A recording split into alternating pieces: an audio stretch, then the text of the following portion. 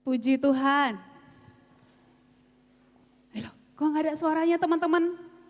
Kalau Pantekosta itu puji Tuhan, jawabnya haleluya dong. Puji Tuhan. Masih suara ceweknya. Puji Tuhan. Haleluya. Seberapa yang kita hadir saat pagi hari ini, kita mau menyenangkan hati Tuhan, amin. Kita mau menyembah, memuji nama Tuhan dengan segenap hati kita. Jadi bukan hanya sekedar main-main atau ketemu teman untuk kita ibadah, tapi kita mau menyenangkan hati Tuhan. Amin. Kita mau mengagungkan Tuhan, kita mau menyembah Tuhan. Terima kasih Tuhan Yesus. Terima kasih Bapa yang baik. Kita sama-sama katakan, besar Allahku, nyanyikan besar Allahku,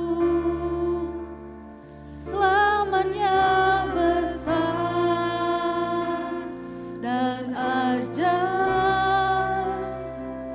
Yesusku. Sekali katakan teman-teman, besar Allahku, nyanyikan besar Allahku, selamanya besar dan ajaib Yesusku. Kami undang semua kita bangkit berdiri. Kita mengakukan nama Tuhan. Kemegahan Raja dalam kemuliaan, dalam kemuliaan. Bumi pun bersuka, bumi pun bersuka.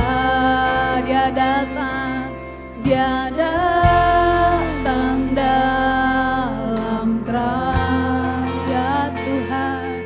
Kegelapan pun sirna, umatnya bersujud mendengar suaranya.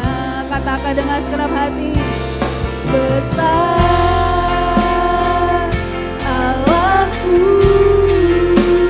nyanyikan besar Allahku, selamanya besar dan ajaib Yesusku. Besar kau Allahku,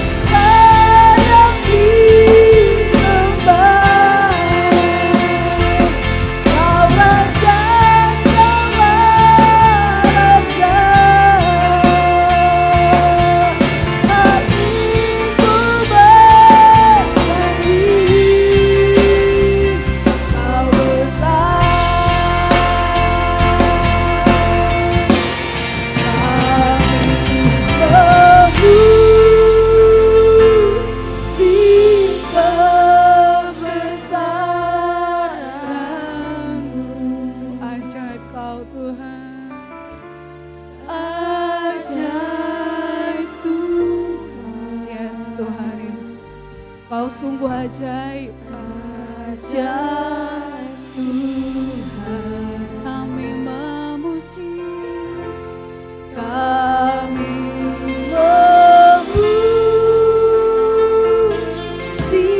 kebesaran-Mu. Ajaib Kau Tuhan, ajaib Tuhan.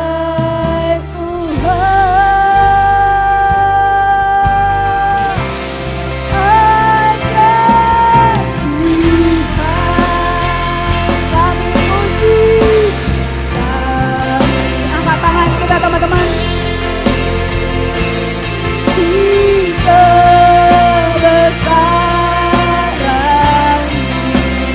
ajaib Tuhan, ajaib Tuhan, ajaib Tuhan, ajaib Tuhan.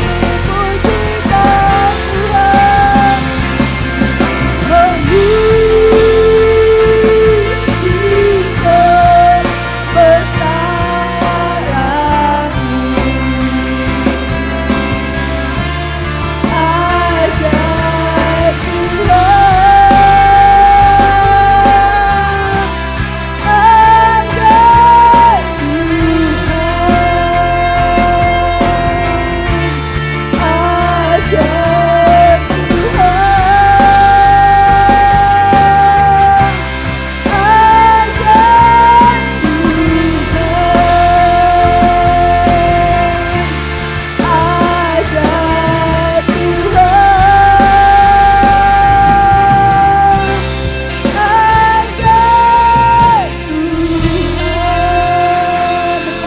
Tuhan, terima kasih Tuhan. Terima kasih Bapa yang baik. Terima kasih Yesus buat penyertaan Tuhan. Engkau bangunkan kami di pagi hari indah ini Tuhan. Untuk kami dapat beribadah, memuji dan menyenangkan hati Tuhan. Tuhan, kami juga berdoa untuk teman-teman kami yang belum tiba di tempat ini Tuhan. Tibakan, kami bisa bersama-sama bergandeng tangan memuji dan menyenangkan hati Tuhan. Bapa yang baik, kami serahkan ibadah kami saat pagi hari ini ke dalam tangan-Mu. Memberkati kami pribadi lepas pribadi. Engkau tilik setiap hati kami bahwa kami mau meninggikan nama Tuhan saja. Terima kasih Tuhan, terima kasih Bapa yang baik. Kau naungi tempat ini, Kau mengurapi kami. Hadirat-Mu ada di dalam hidup kami. Terima kasih Tuhan Yesus, terima kasih Bapa yang baik. Kami siap menyenangkan hati Tuhan. Di dalam nama Tuhan Yesus kita sama-sama katakan amin. Masih kuat berdiri, amin. Kita memuji Tuhan. Haleluya. Sebelumnya ini tuh sebetulnya lagu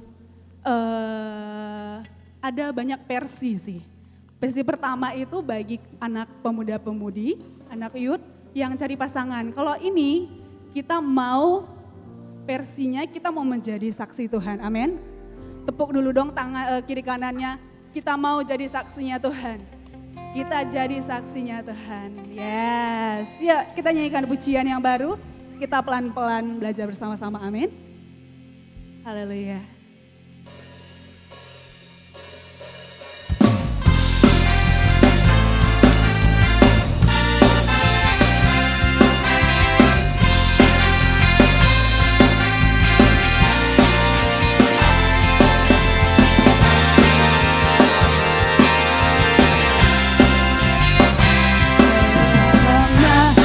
Cari-cari langkah hidup yang lebih pasti, hidup penuh kemenangan setiap hari. Satu saat Yesus panggilku menjadi pekerja melayani, jadi saksi bagi Dia. Bukan sembarang pekerja.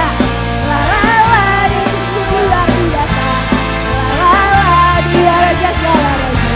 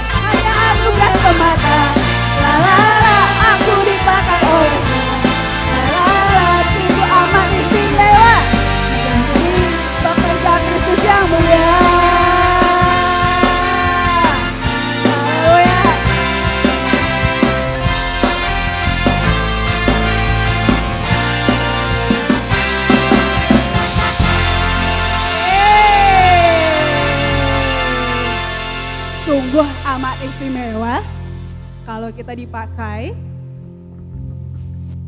menjadi saksi baik di sekolah, baik di lingkungan, baik di pertemanan yang ada, dimanapun kita, anak-anak remaja, kita harus jadi saksinya Kristus, amin.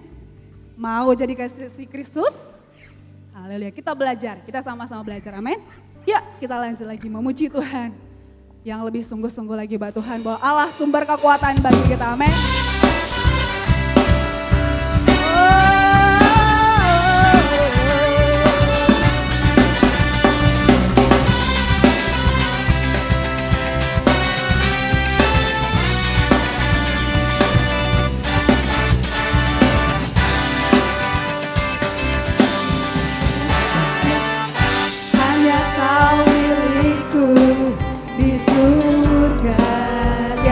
Kami ini tiada yang ku ingini di bumi, hanya Engkau. Kami gak mengandalkan kekuatan kami Tuhan, tak ku andalkan kekuatanku, namun yang pasti Kau tetap selamanya.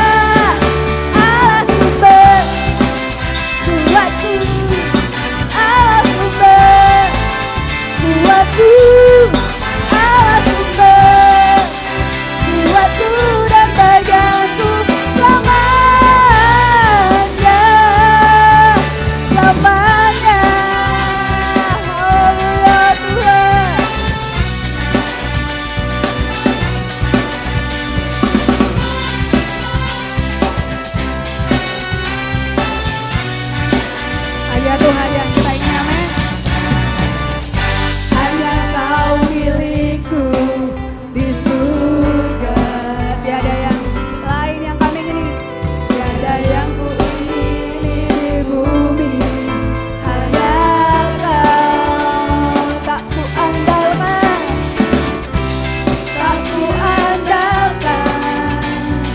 kekuatanku, namun yang pasti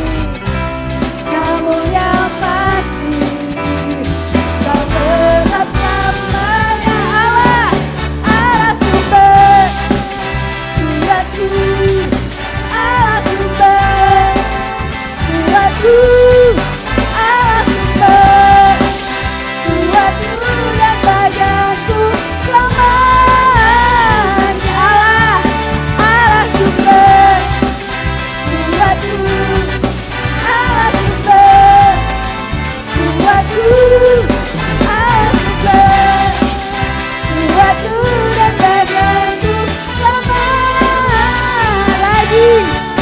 Allah sumber kuatku, Allah sumber kuatku, Allah sumber kuatku dan bagianku selamanya. Allah sumber kuatku,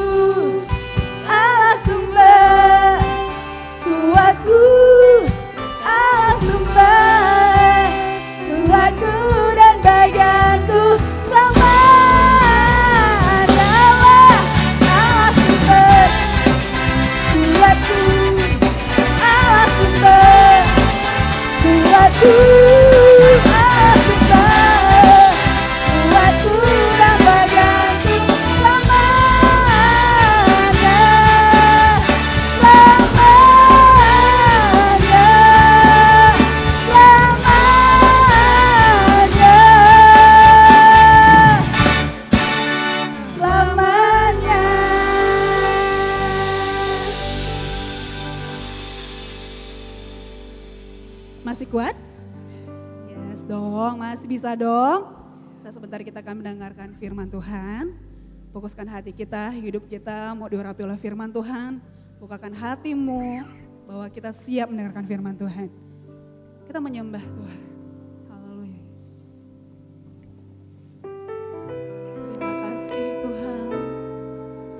Terima kasih Bapa yang baik. Yesus.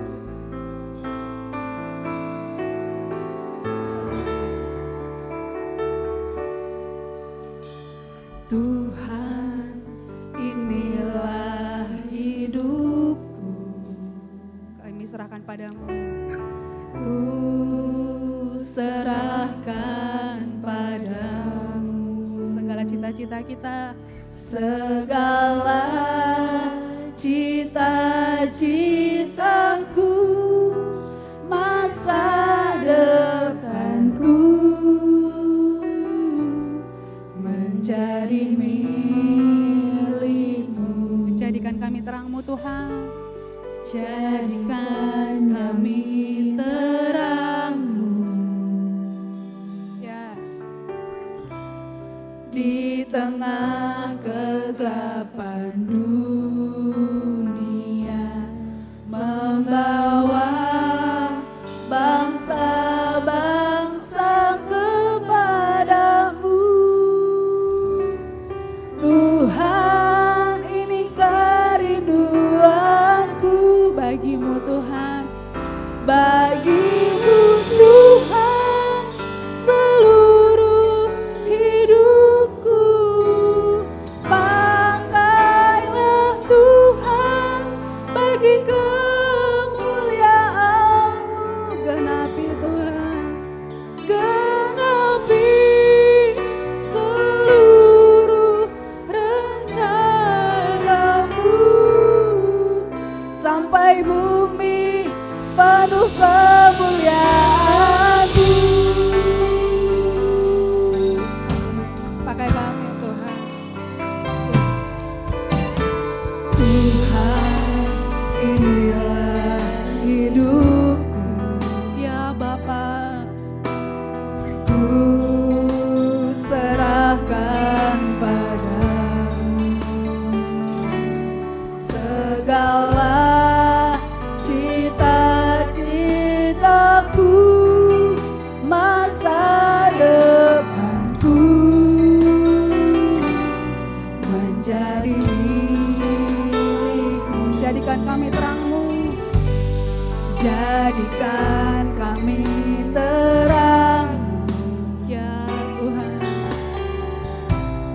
Di tengah kegelapan dunia, membawa bangsa-bangsa kepadamu. Tuhan, ini kerinduanku, bagimu Tuhan, seluruh hidupku. Pakailah Tuhan bagi kemuliaan-Mu. Genapi Tuhan, genapi seluruh rencana-Mu, sampai bumi penuh kemuliaan-Mu. Bagi Tuhan, bagiku, Yesus Tuhan, ini hidup kami Tuhan.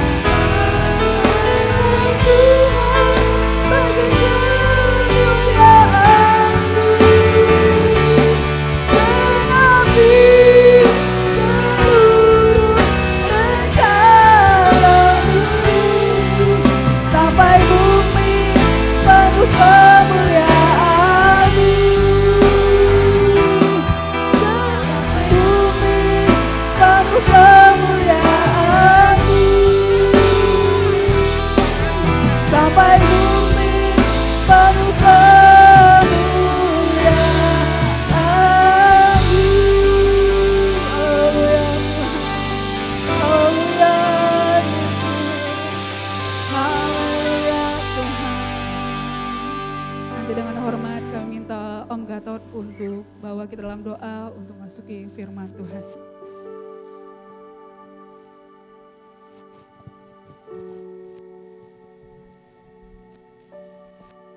Haleluya Yesus. Ini yang menjadi kerinduan kami Tuhan, remaja-Mu di tempat ini. Pakai setiap kami Tuhan menjadi saksi bagi kemuliaan-Mu, sampai bumi ini penuh dengan kemuliaan-Mu. Terima kasih Bapa. Terima kasih Yesus, ketika kami pagi ini boleh mempermuliakan Engkau. Engkau Allah yang begitu dahsyat dan luar biasa. Engkau Allah yang sungguh mengasihi setiap kami. Apapun yang kami kerjakan, kami tahu penyertaan Tuhan senantiasa ada. Berkati setiap pelayanmu, WL Singer, pemain musik, petugas LCD. Pakai terus mereka Tuhan untuk mempermuliakan Engkau di masa remaja mereka, di masa muda mereka. Nama Tuhan tetap dipermuliakan. Sebentar kami mendengar firman-Mu Bapa, mengurapi setiap guru-guru yang ada. Sampaikan isi hati-Mu kepada setiap kami. Ketika Yesus memanggil ke-12 murid, kami mau belajar atas firman-Mu pagi hari ini, dan kami mau menjadi pelaku-pelaku atasnya.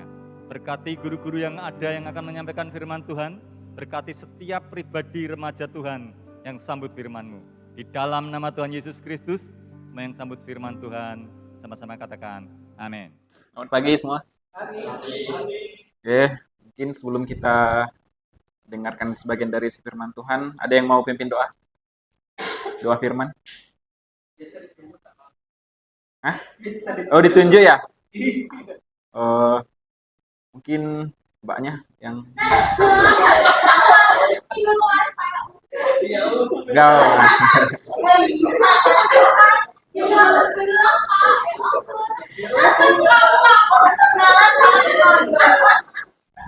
Ya, boleh.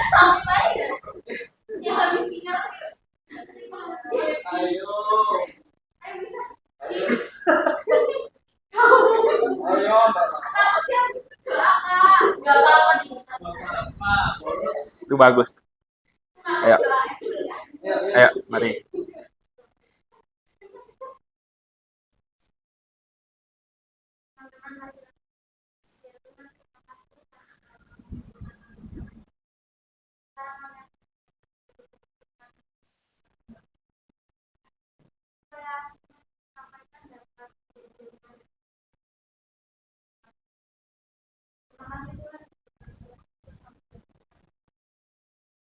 Amin. Oke. Oke, ya. Terima kasih untuk mbaknya udah memimpin kita dalam doa tadi. Oke, hari ini kita mau belajar tentang menjadi saksi lagi. Tema yang diberikan yaitu aku saksi Kristus. Sama-sama kita katakan aku saksi Kristus. Aku saksi Kristus. Amin. Yang percaya katakan amin. Amin. Nah, subtema yang diberikan yaitu dipanggil untuk menjadi saksi. 3 minggu yang lalu juga saya menyampaikan firman di tempat ini masih berkutat di tentang saksi ya. 3 minggu lalu saya berikan perumpamaan tentang saksi di pengadilan, yaitu ada saksi ahli, ada saksi kunci begitu ya. Mungkin kalau teman-teman masih ingat ya mirip-mirip nanti ininya pembahasannya. Tapi kali ini kita mau belajar, kalau 3 minggu lalu saya menyampaikan saksi dari kisah tentang Nabi Yeremia, kali ini saya mau menyampaikan tentang saksi yang kita bisa pelajari dari ke-12 murid Yesus. Di mana ketika murid-murid dipilih, mereka menjadi saksi dan menyampaikan firman ketika Yesus sudah naik ke surga. Nah, dipanggil. Berbicara tentang kata panggil. Apa sih dipanggil itu? Kata dasarnya panggil. Panggil itu mungkin nama mbaknya siapa? Sila. Oh, Priscilla. Oke. Mungkin ada yang manggil Sila. Nah, itu berarti Mbak Cilanya dipanggil begitu ya. Nah, itu hanya pengantar aja. Kata dipanggil itu dalam KBBI artinya mengajak atau meminta datang atau mendekat dengan cara menyebutkan nama begitu. Nah, dipanggil itu karena kata dasarnya tadi dipanggil, maka dipanggil itu adalah bentuk pasif dari memanggil begitu ya. Saksi merupakan orang yang melihat atau mengalami suatu peristiwa atau kejadian. Seperti yang saya katakan kemarin, 3 minggu lalu itu ada saksi ahli, ada saksi kunci. Saksi ahli itu berupa kayak orang yang punya pengetahuan begitu ya. Nah, dia menyampaikan tentang kebenaran yang dia ketahui gitu, atau ilmu yang dia dapatkan dulunya. Nah, sedangkan saksi kunci itu seperti orang yang menyaksikan kejadian tersebut atau melihat secara langsung begitu ya. Nah, di sini ada yang tahu nama-nama ke-12 murid? Mungkin bisa sebutkan salah satu? Yohanes, Petrus, kemudian ayo Matius, Markus ya, boleh. Bartolomeus. Bartolomeus kayaknya, oh ya, Thomas, oke ya.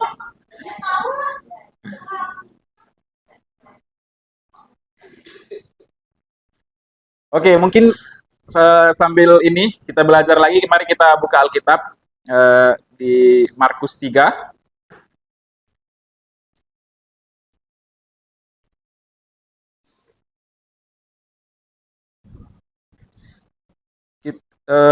Markus 3 ayat 13 sampai 19.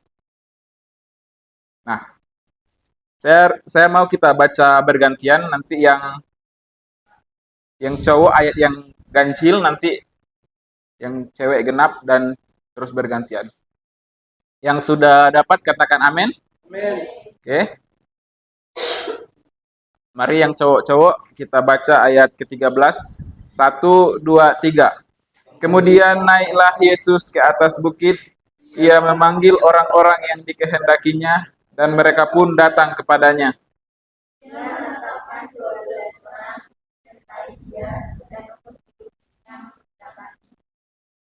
Dan diberinya kuasa untuk mengusir setan.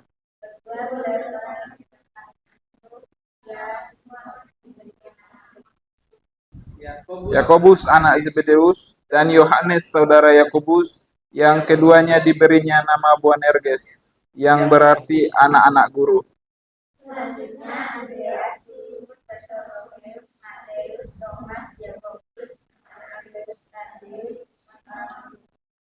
Dan Yudas Iskariot yang mengkhianati dia.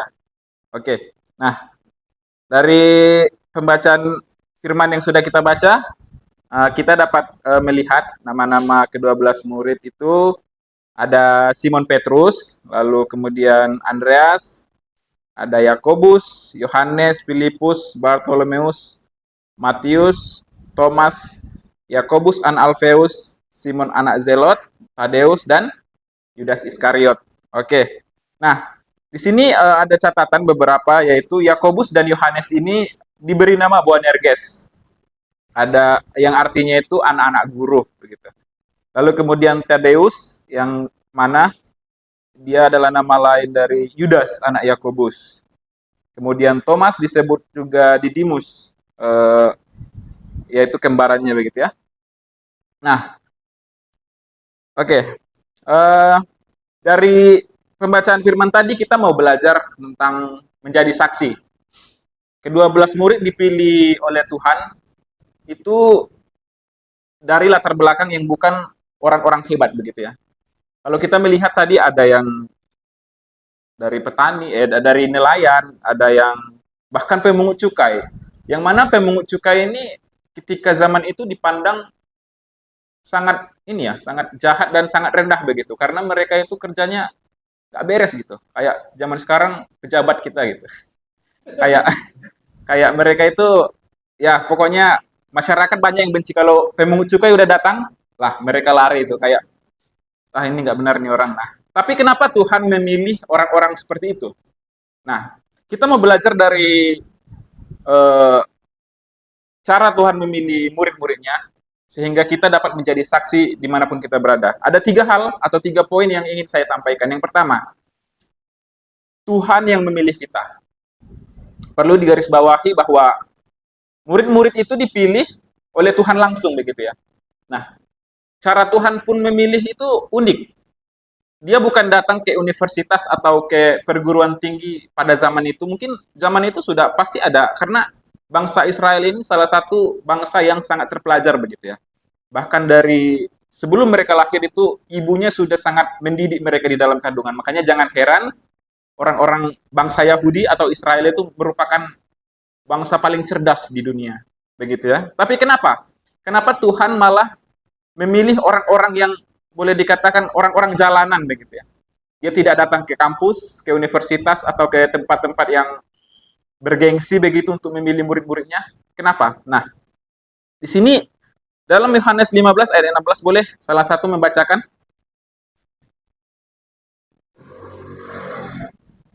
Ya, Yohanes 15 ayat 16.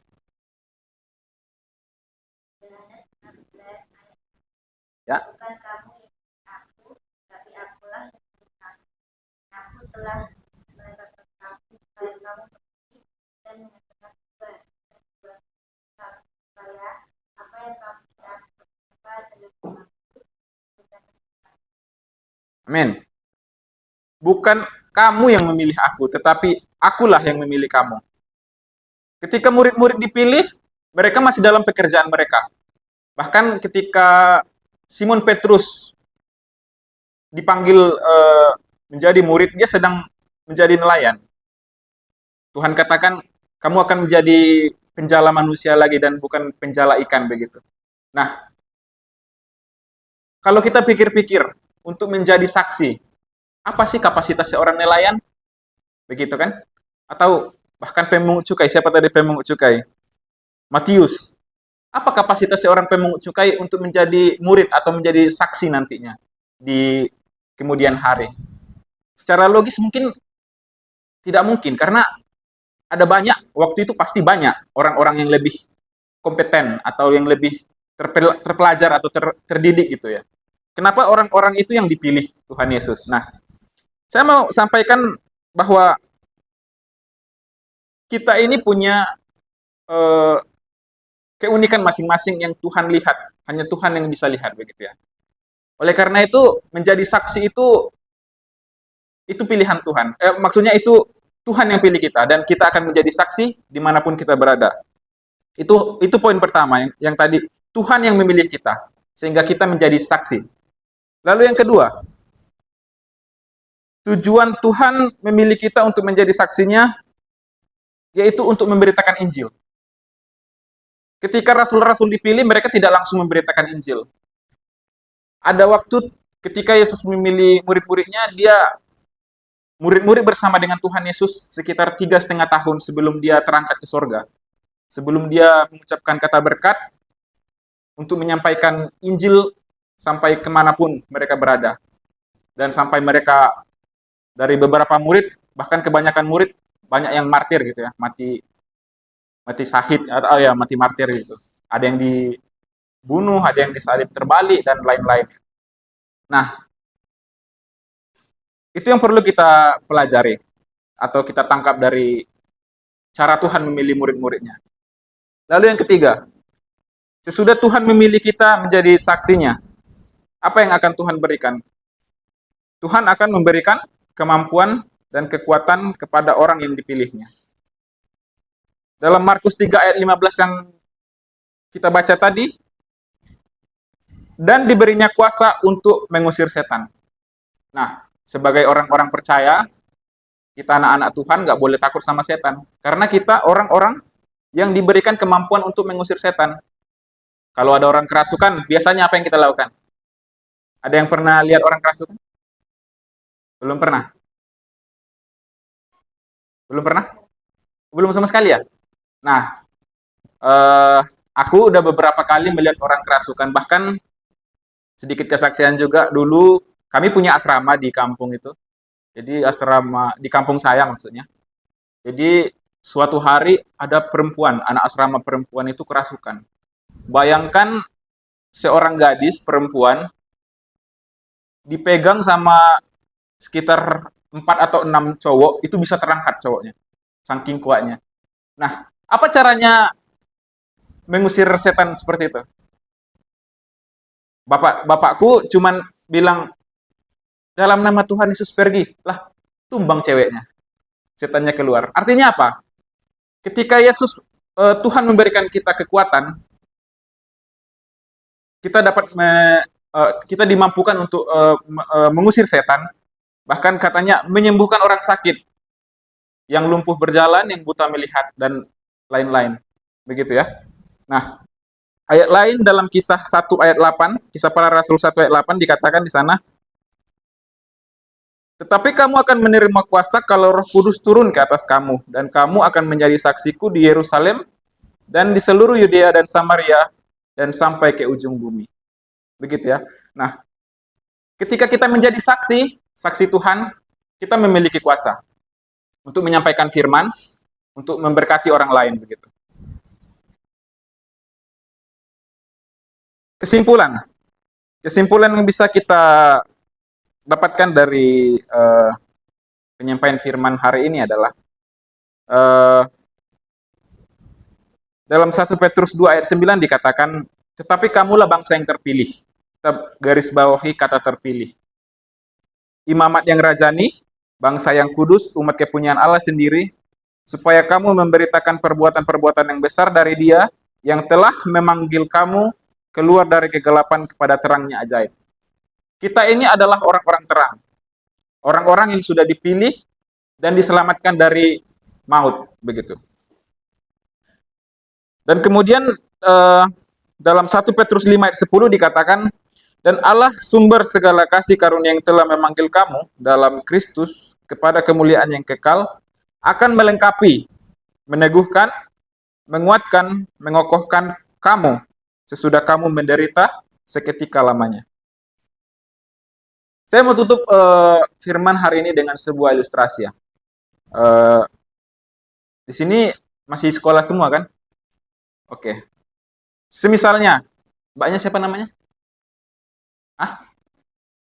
Willy. Willy.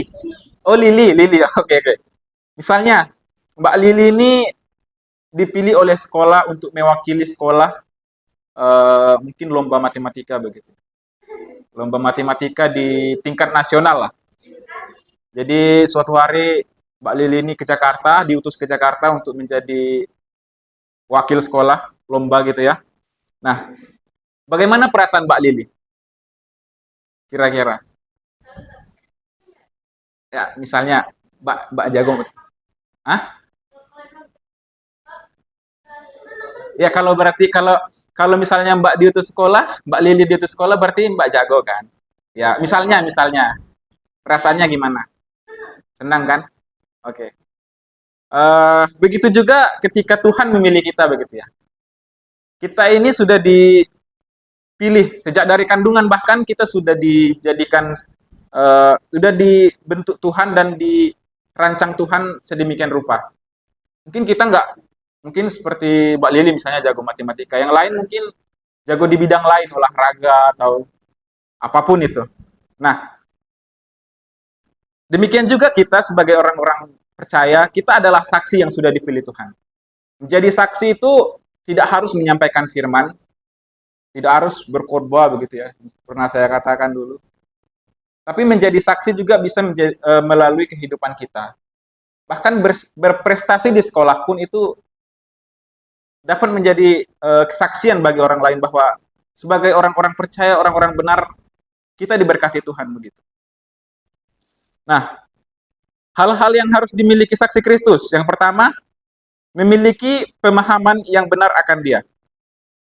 Sebagai orang percaya, kalau kita tidak memiliki pemahaman yang benar, kita akan tergoncangkan oleh pengajaran-pengajaran palsu.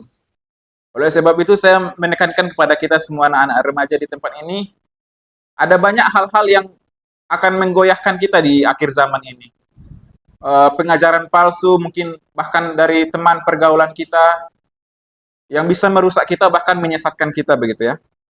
Oleh sebab itu, milikilah pengetahuan yang benar tentang Kristus, tentang kebenaran yang sejati. Dari mana kita bisa mendapatkan pengetahuan tentang kebenaran yang sejati? Hanya dari pendengaran akan firman Tuhan, atau pembacaan firman Tuhan yang bisa kita dapatkan dari Alkitab, begitu ya. Lalu, hal-hal yang harus kita miliki sebagai saksi Kristus, hidup di dalam firman. Ketika kita sudah memiliki pengetahuan yang benar tentang Kristus, tentang Yesus, maka kita pasti akan hidup dalam firman. Sehingga kita tidak menjadi seperti anak-anak yang mudah digoyahkan oleh rupa angin pengajaran gitu ya. Lalu yang terakhir, hal-hal yang dimiliki sebagai saksi Kristus yaitu menyerahkan hati untuk dibentuk. Dalam masa muda kita, ada banyak cara Tuhan untuk membentuk kita menjadi saksi-saksi Kristus. Mungkin melalui pendidikan, melalui pendengaran firman Tuhan, melalui orang tua, mungkin kita didisiplin, dididik begitu ya. Nah, serahkan hatimu untuk dibentuk oleh Tuhan, sehingga kita dapat senantiasa menjadi saksi dimanapun kita berada, dan memberkati sesama kita, memberkati orang lain. Puji Tuhan, saya tidak perpanjang firman Tuhan, saya akan tutup dalam doa. Kiranya Tuhan memberkati, Tuhan meneguhkan iman kita senantiasa, sehingga kita tetap teguh dalam Tuhan, dan tidak tergoncangkan oleh rupa-rupa angin pengajaran yang mencoba mengganggu kita. Mari kita tundukkan kepala. Oh, oke, saya lupa. Ayat emasnya. Ayat emasnya Matius 10 ayat 7. Boleh salah satu membacakan?